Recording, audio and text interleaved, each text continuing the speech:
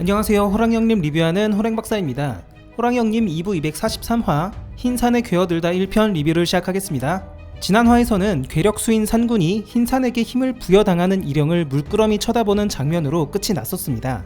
일영의 보호막은 완전히 깨져버렸고 흰산의 힘을 받는 것이 너무나 괴로운지 발작을 하고 있었죠. 그 옆에 있는 울라와 손가락 씨도 고통에 찬 비명을 지르고 있습니다. 일영의 근처에 있던 홍이위들은 투구가 짓눌리면서 죽어가고 있는데요. 특이한 모습을 발견할 수가 있었죠. 몇 화 전만 해도 젊고 쌩쌩하던 홍이위들이 갑자기 머리가 폭삭 다 빠지면서 급격하게 노화되고 있습니다. 아마도 흰산으로부터 생명 에너지를 빨리는 게 아닌가 싶은데요. 그 와중에 산군은 아무렇지도 않은 듯 멀쩡한 모습입니다. 산군은 일영이나 흰산과 관련된 것이라면 전부 면역이 되어 있는 것 같아요. 일영이 고통에 울부짖을 때 주변의 홍이위들은 머리를 부여잡고 엄청 괴로워했는데 산군은 멀쩡했었죠. 지금도 흰산에게 홍이위들은 기를 쫙 빨리고 있는데 산군은 전혀 영향을 받지 않는 모습입니다. 인간으로 둔갑한 것뿐만 아니라 분명히 과거와 뭔가 달라진 게 확실해 보입니다.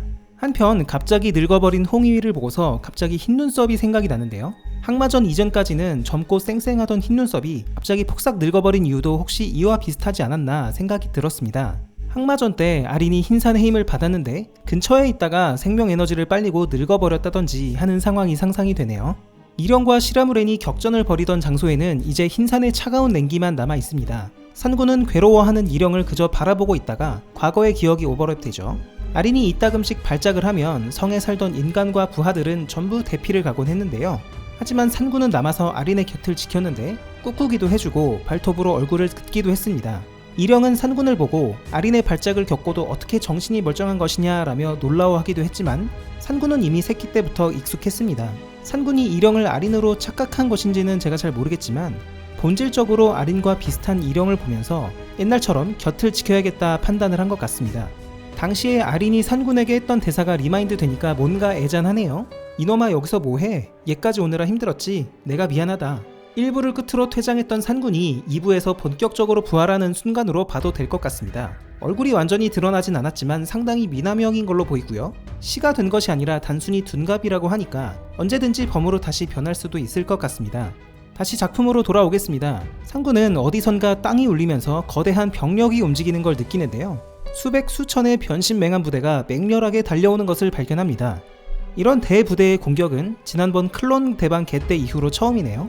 클론 대방 때 정도를 막아내는 것도 힘겨워서 히야지는 황수의 힘을 쓸 수밖에 없었는데 변신 맹아는 하나하나가 일영의 씨들보다 더 강한 놈들입니다. 지금 산군은 도와줄 사람이 아무도 없는데 뭔가 믿는 구석이 있는 듯이 표정은 매우 차분해 보입니다. 산군은 먼저 일영과 울라, 손가락 씨를 동굴로 이동시킵니다. 산군도 미친 맹아떼가 일영을 노리고 있다는 건 대충 눈치챈 듯하고 동굴로 안전하게 대피시킨 후에 큰 바위로 문을 닫아버리죠. 그리고는 자기가 그 입구를 막아서는데 혼자서 저 미친 맹아떼를 막아낼 생각을 하는 것 같습니다. 저 정도면 추위가 사자후를 난사해도 버거울 것 같은데 과연 산군 혼자 가능한 싸움일까 싶습니다. 과거의 산군이라면 절대로 당해낼 수가 없을 테고 뭔가 이전과 다른 특별한 힘이 있어야지만 이들을 막아낼 수 있을 겁니다. 홍이위 대장을 한 방에 골로 보낸 걸 보면 특별한 힘을 어디선가 받은 것 같긴 한데요. 산군이 충분히 파워업만 됐다면 과거 까치목골에 쳐들어온 새들을 광역기로 한 방에 쓸어버렸던 것처럼 맹아들도 처리할 수 있을 것 같습니다. 한편 본 모습을 드러낸 시라무렌은 거대 뱀의 모습을 한 채 흰산의 강가로 도망치고 있습니다. 이전 화에서 회기 명령이 왜 비열한 것일까? 혹시 부하들을 자살 특공대로 내몰고 자기는 도망가는 거 아닌가 예측을 했었는데요. 대충 비슷하게 흘러가는 것 같습니다. 일영과 그 명을 받은 것들을 발견하면 모조리 죽이라고 어택 땅을 찍어놨는데 설마 하니 시라무렌이 맹한들더러 흰산의 힘을 받고 있는 일영을 죽이라고 보내지는 않았을 겁니다. 이거는 철저하게 자기가 도망갈 시간을 벌기 위한 작전이죠. 이 광경을 지켜보던 서쪽의 길잡이들도 금방 시라무렌의 속셈을 알아차렸는데 일영에게 부하들을 보내놓고 혼자 강으로 도망치려는 것이다 라고 다시 한번 확인을 해줍니다. 저는 시라무렌이 황급하게 강가로 도망가는 이유에 대해서 일단은 살아남아서 처평관에게 연락하던 압카 측에 보고하기 위함이라고 생각했는데요. 다소 의외인 게 시라무렌은 바로 서쪽으로 튈 궁리를 하고 있었습니다. 일영이 흰산의 힘을 받게 된 이상 압카는 또다시 폭군으로 돌변할 것이고 이제 동쪽 세력은 가망이 없을 것이라고 판단한 걸까요? 불안불안하더니 결국은 압카를 배신하네요. 평상시에는 성군의 면모를 보여줬던 시라무렌이었고 늘 명예를 으뜸으로 치는 캐릭터였는데 막상 위기에 몰리니까 부하들을 사지로 내몰고 자신은 도망을 치고 있습니다. 그러고 보니까 일영의 배객을 증명하지 못해서 자기가 죽을 위기에 처했을 때도 갑자기 압카를 배신하고 서쪽으로 넘어간다고 했었죠. 시라브렌이 압카에게 충성했던 것도 어쩌면 자기의 목숨과 세력을 안전하게 지키려던 목적도 있었을 것 같아요. 맹목적인 충성은 아니었다는 거죠. 압카에게 치성을 드렸던 것도 자기 힘을 비축하기 위함이었고요. 자기 목숨 앞에서는 쿨하지 못한 게 호영 캐릭터들의 특징인 것 같기도 하고, 시라브렌이 의외로 자기 실리를 챙기는 캐릭터였다고 볼 수 있겠습니다. 한편 아린의 발작의 원인도 어느 정도는 밝혀진 듯 합니다. 과거 연재분에서 아린이 발작하는 모습이 나오기도 하고 일영이 대사로 언급하기도 했는데요. 아린 또한 흰산으로부터 힘을 받지 않기 위해서 용쓰고 있었던 것 같습니다. 시라브렌은 현재 상황을 되돌아보면서 일영은 흰마기처럼 버티지 못한다 라고 했는데, 아린은 흰산의 힘을 거부할 만큼 강했지만 일영은 그렇지 못한 것 같죠. 보호막도 이미 깨져버렸고 흰산의 기운이 마구마구 파고들고 있습니다. 새로운 흰산의 주인이 탄생하는 건 이제 시간 문제일 것 같은데요. 그런데 일영은 흰산의 주인이 되고 싶어 했던 거 아니었나요? 왜 거부하는지 이유를 잘 모르겠네요. 압카는 아무리 힘을 원해도 흰산이 주지를 않는데 질투가 나서라도 반드시 일영을 죽이려고 할 것 같습니다. 만약 일영이 새로운 흰산의 주인이 되면 아랑사는 어떻게 될까요? 그동안은 몸속에 아린의 혼 때문인지 흰산이 허락을 해줘서 자유롭게 지낼 수 있었는데요. 우리는 평소에 잘 생각을 하진 않지만 지금 흰산이 출입을 허용하는 존재는 압카를 제외하면 오직 아랑사뿐입니다. 그런데 여기서 일영이 흰산의 주인이 된다면 어떤 변화가 생길 것인지 궁금하네요. 제 개인적인 예측으로는 흰산이 아랑사 아비서로부터 아린의 혼을 꺼내서 일영에게 집어넣을 것 같다고 소신 주장을 해오고 있습니다. 아랑사와 아비사의 몸에서 아린의 혼이 빠져나오면 둘의 목숨은 자연스럽게 위험해질 텐데요. 지금 돌아가는 정황을 보면 뭔가 일영, 아랑사, 아비사 셋이 곧 얽힐 것 같은 느낌입니다. 그리고 황효가 여기서 뭔가 역할을 하지 않을까 싶어요. 이번에는 황효 쪽 상황도 보겠습니다. 지난화 리뷰글에서 황효가 깊은 골짜기 쪽으로 떨어졌으니까 귀신을 쓸 수 있는 환경이 됐다라고 말씀드렸는데 그게 들어맞았습니다. 어느 정도 해가 떨어지고 날이 저물기도 했죠. 황효는 자신을 죽이러 온 범들에게 좋은 말로 할 때 아이들을 데려와라, 나는 지금 너희를 살려둘 여유가 없다, 마지막 경고다 식으로 발언을 하죠. 자기 딴에는 살생을 하고 싶지 않아서 진지하게 한 말이었는데 범들은 당연히 콧방귀를 낍니다. 그리고는 황효를 죽이기 위해서 달려들죠. 황효는 흰눈썹이 제공해준 인간의 원기를 쓰나 했더니 일단은 그건 아껴두고 빠르게 죽음을 당한 수인의 혼을 사용해서 원한이 깃든 귀신을 만들어냅니다. 그리고는 그 귀신을 범 두 마리에게 붙여서 그들의 정신을 지배해버리죠.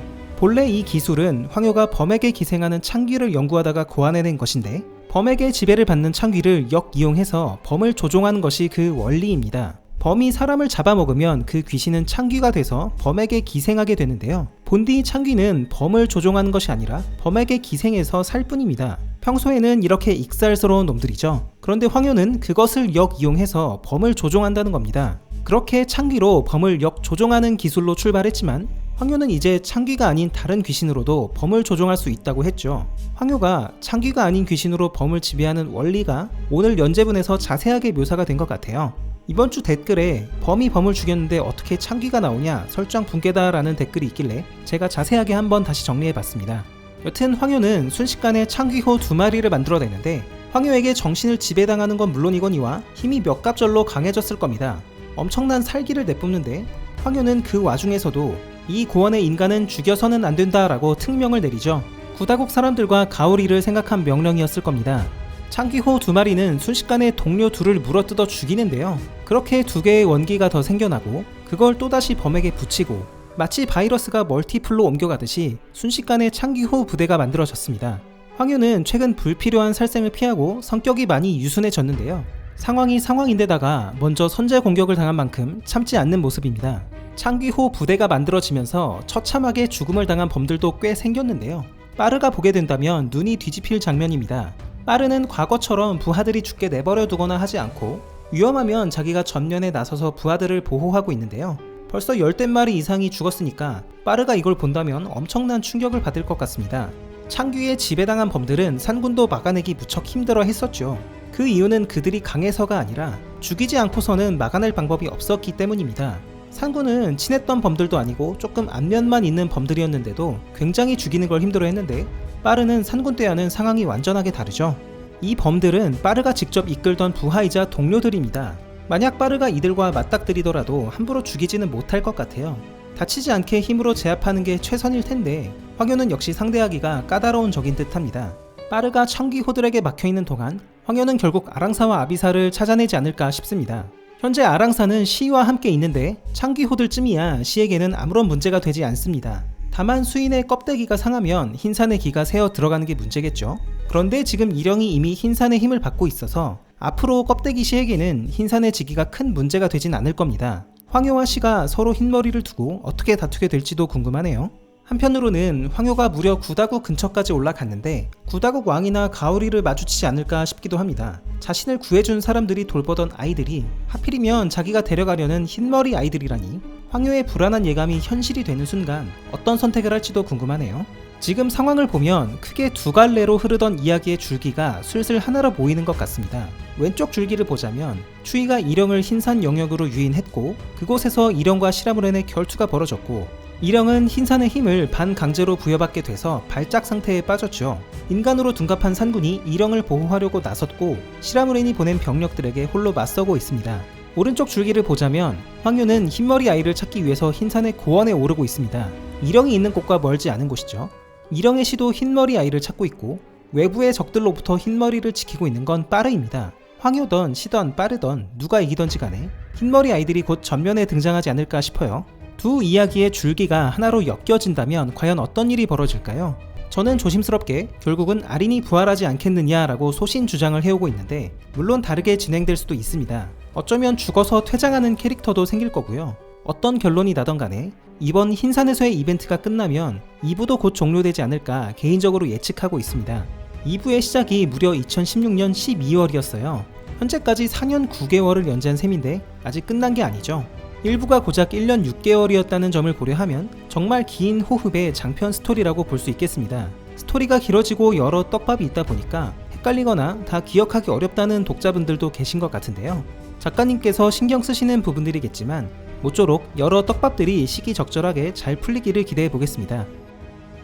오늘의 영상은 여기까지입니다. 저는 다음주 일요일 오전 9시에 다시 찾아뵙겠습니다. 재밌게 보셨다면 구독과 좋아요 부탁드립니다. 감사합니다.